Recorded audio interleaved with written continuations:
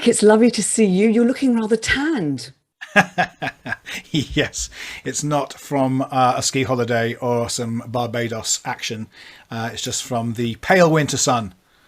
Fantastic. Well, it really suits you. Anybody who's obviously listening to the podcast won't appreciate this, but anyone watching the video will see that you're looking fabulous. So I'm going to go straight in here, Nick. Tell me or tell us about your area of expertise before we dive deeper. So I've been talking for about 20 years about what I could loosely call the human side of business and business change. So that means, for me, the creative aspects, the psychological aspects, the mindset aspects, the heart aspects, the culture aspects, the purpose aspects. And I point it all to how those people bits, human bits, can impact the hard stuff, supposedly hard stuff, of innovation, business transformation, agility, and strategy. So I've done both. I've worked in both strategy and innovation consulting. I've also spent the last 15 years on leadership, culture, org dev type bits.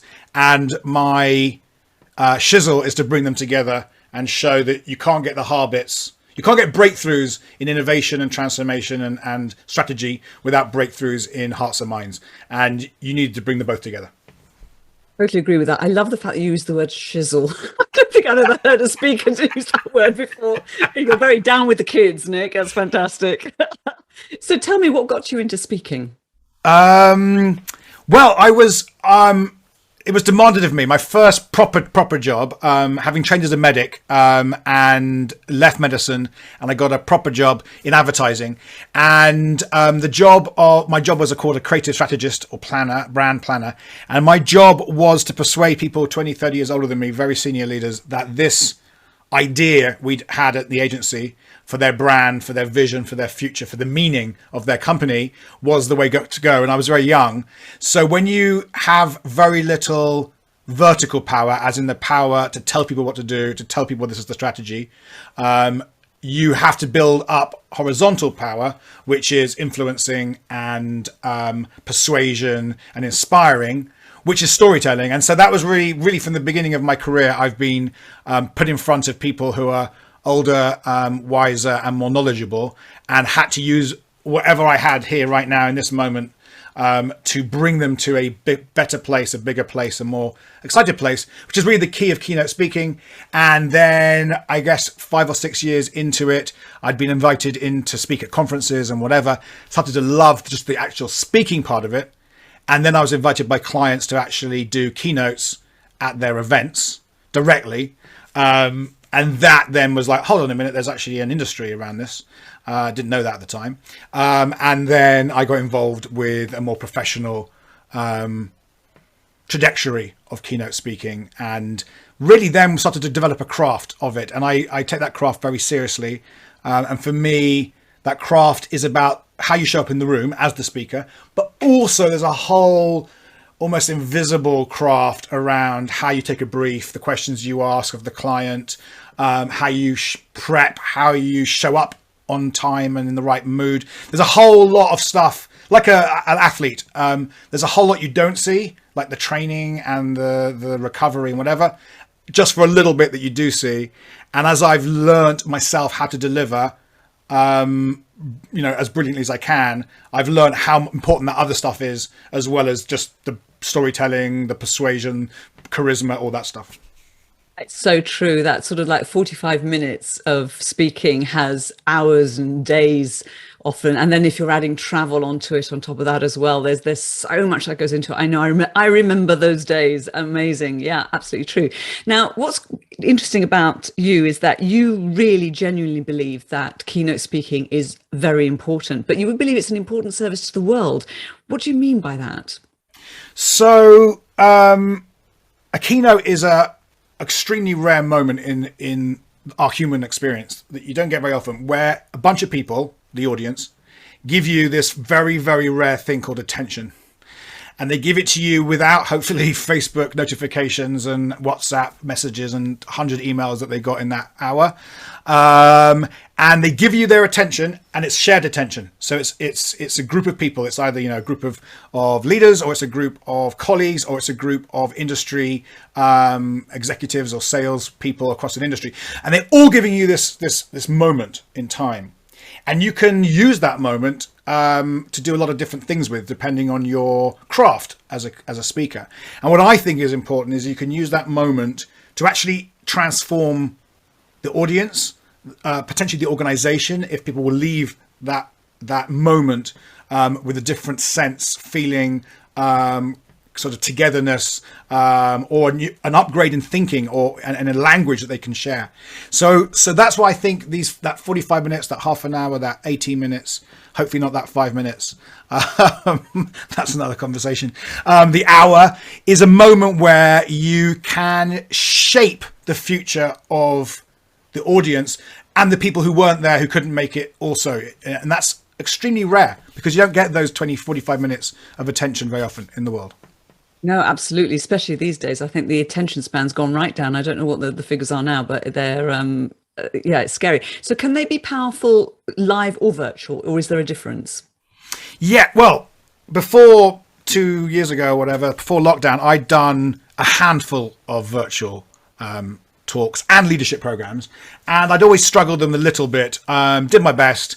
And obviously, one of the great challenges of the age is to take what's happening to you and metabolize it into something of value. That's one of the things I teach people. And so rather than moan about virtual, I was like, right, I'm going to become a really good virtual speaker. And I learned it's actually quite different. There are similarities, there are differences in how you speak and how you design it and how you craft your story. But they are different. And I think the world is now seeing them as two different things, and they're both useful for different reasons. So for example, I think virtual in some ways can be better at intimacy, because you're beaming into someone's usually comfortable place where they feel comfortable, and therefore they're often not got the camera on, so they're not trying to pretend they're amazing and brilliant and handsome. They're just listening, and you can get them to actually be really intimate with you and reflective and share in a way they might not do in front of 1,000 other people or their bosses, etc. So there's kind of an interesting value that's unique about virtual.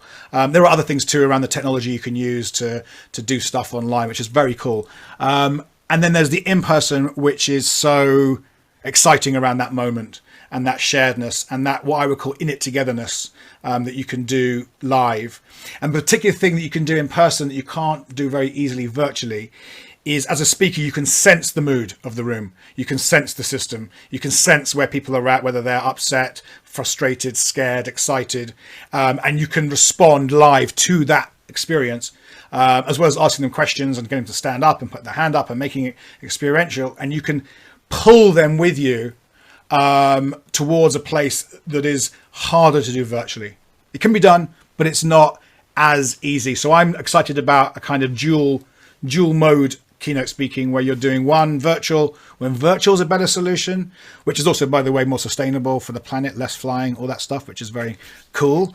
And you can do all this deeper stuff, and you can get people doing stuff together and using cool boards and putting suggestions in. And then they will have this other thing called, in-person keynote speaking, and that will have a different role to play. So I'm excited about both, actually. Really interesting, your points about virtual. I hadn't considered the fact that you're absolutely right. You're beaming into somebody's personal space where they are comfortable, and they, and that intimacy that you could have. I hadn't considered that, and I think you're absolutely right when I think about it. And of course, obviously, we all know the benefits of being in person, and I think we're all looking forward to doing a bit more of that. And also the fact that when you're in person, you're three-dimensional, Nick. We're here at the moment. We're on Zoom. You're two-dimensional. I'm getting used to being two-dimensional, actually. I think I'm beginning to like being quite flat. But anyway, it's quite interesting. I'm quite looking forward to more three-dimensional experiences. And actually, I think what also this more 3D in every sense, right? It's more panoramic. You can see more. You're not just focused like this. And there's a whole bunch of psychology around broad panoramic views, bringing you into a more reflective, creative place. So that's quite exciting for me.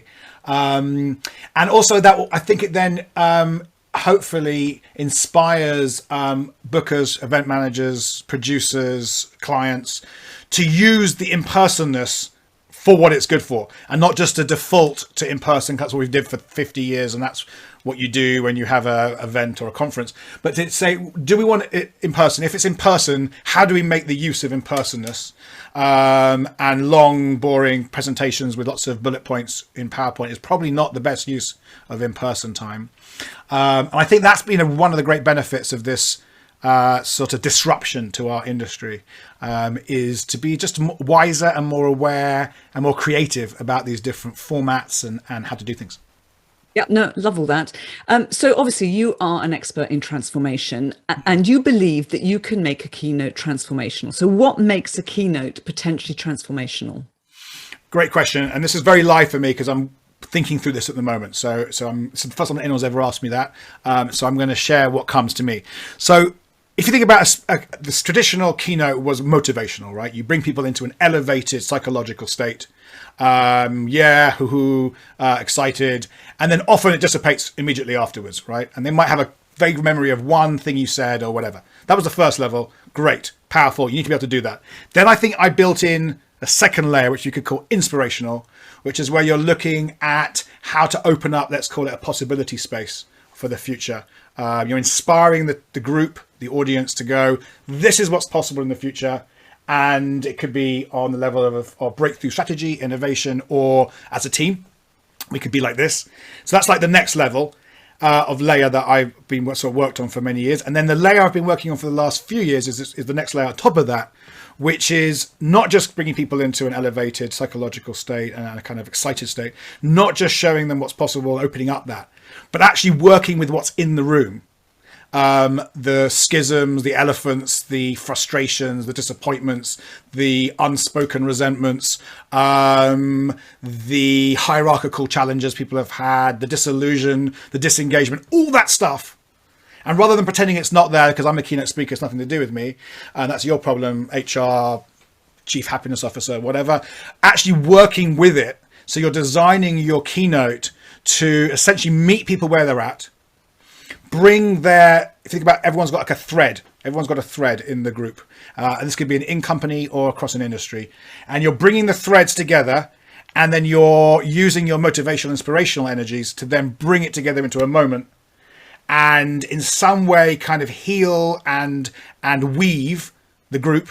And then you open up a possibility space that people can then go, okay, I've been felt where I'm at now, and you've brought me higher, which is actually the key to storytelling anyway, is not just telling a story, but meeting people where they're at and finding them in the moment.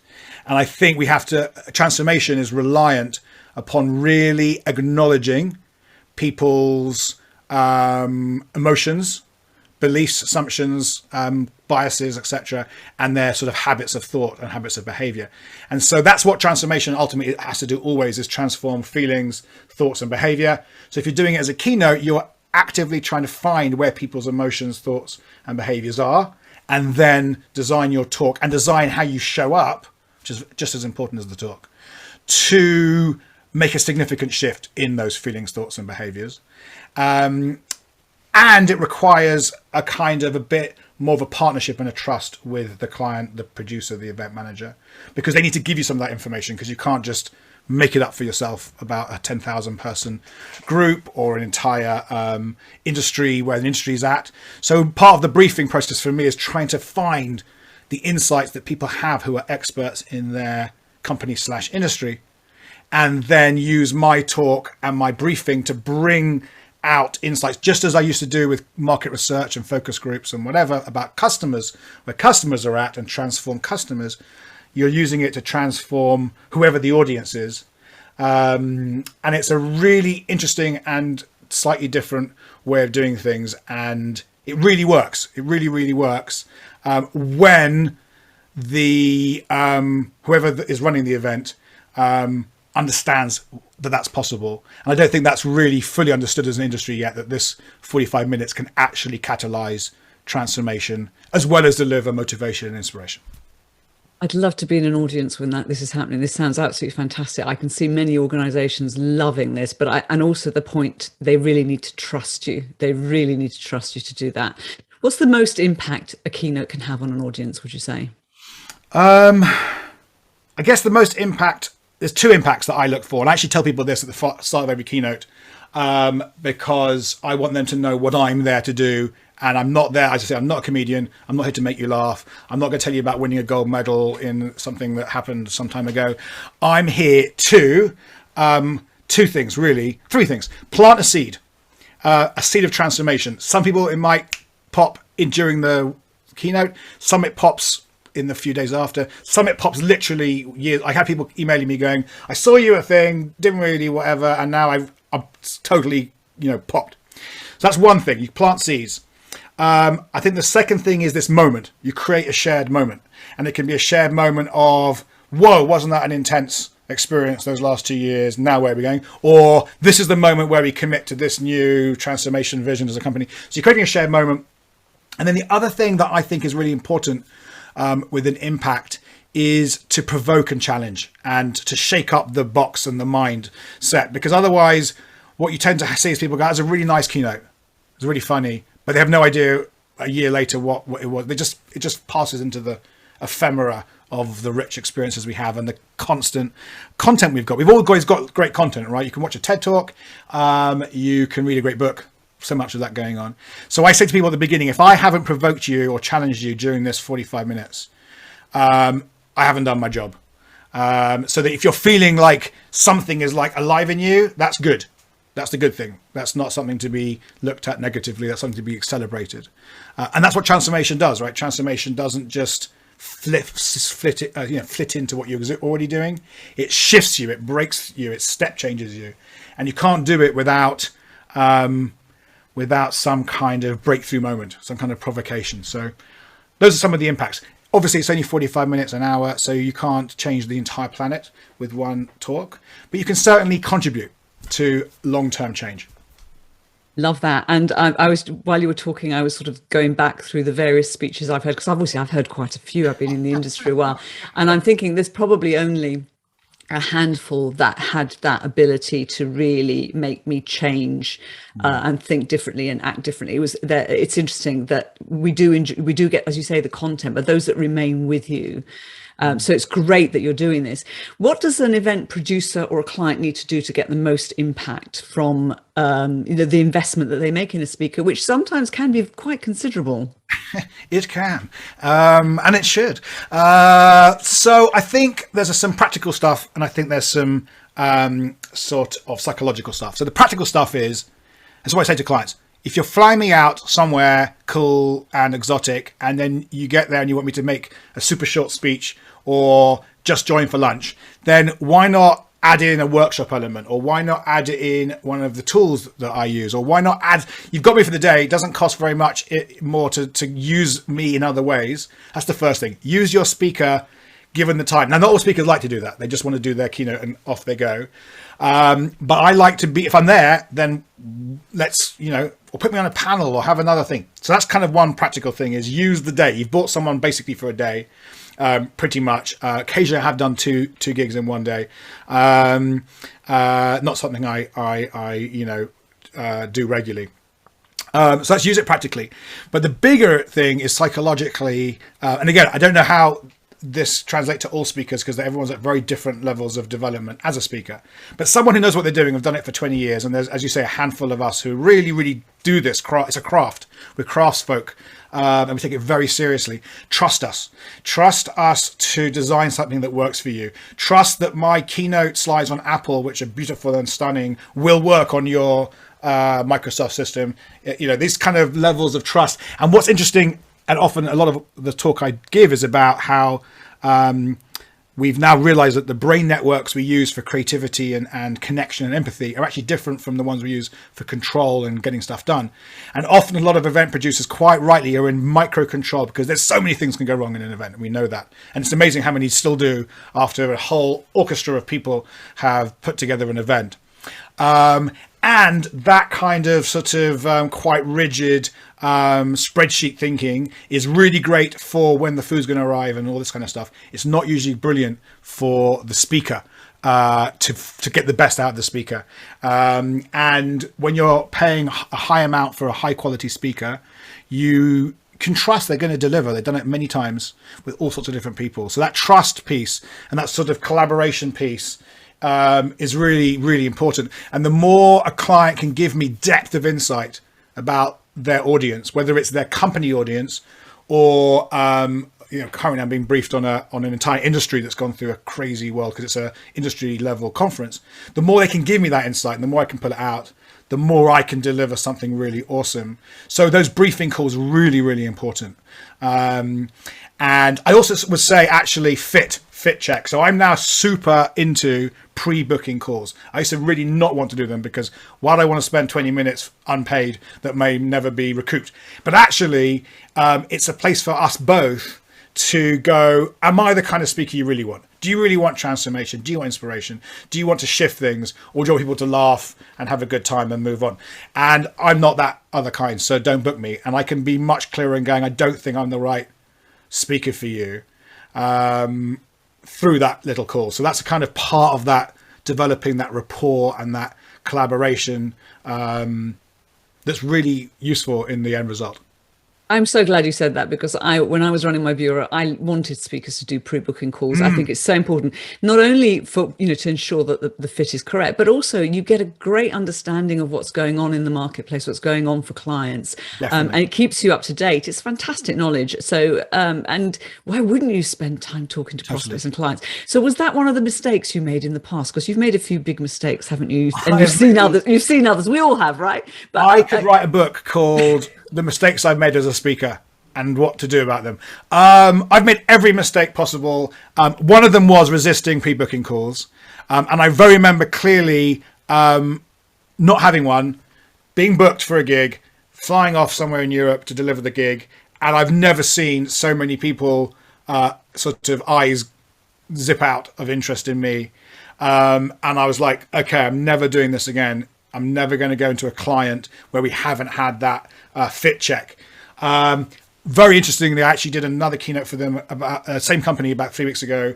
10 years on, I'm different, they're different, and it was a brilliant success. So it was a nice cycle to come back and sort of heal that wound. So yeah, pre-booking calls are really important. I think another thing that's important is managing expectations of what can and can't be done in a conversation, in a keynote. And also third one is really making sure that they know they can trust you. So for example, one of the things I've done over the years is create an FAQs document, so frequently asked questions for after the booking. So then you get all these emails coming in. What's the photo? What should we call him? What does he want? Water? So over the years, we packed it all into a kit. It goes off. It's got literally everything I've ever been asked, and anything I asked new, I add to it. And that also not only does give everyone the information and reduce the amount of transaction costs of running 6-7 keynotes a month, it also creates trust. Because they're like, oh, this person knows what they're doing. They know they might call him Jankel, and his name's Jankel. Great, he's done this before. It's not his first rodeo, and it's got technology stuff and everything. And so this kind of making sure you take responsibility for your clients to trust you is super important. Yeah, those are some of the things I've learned on some interesting journeys.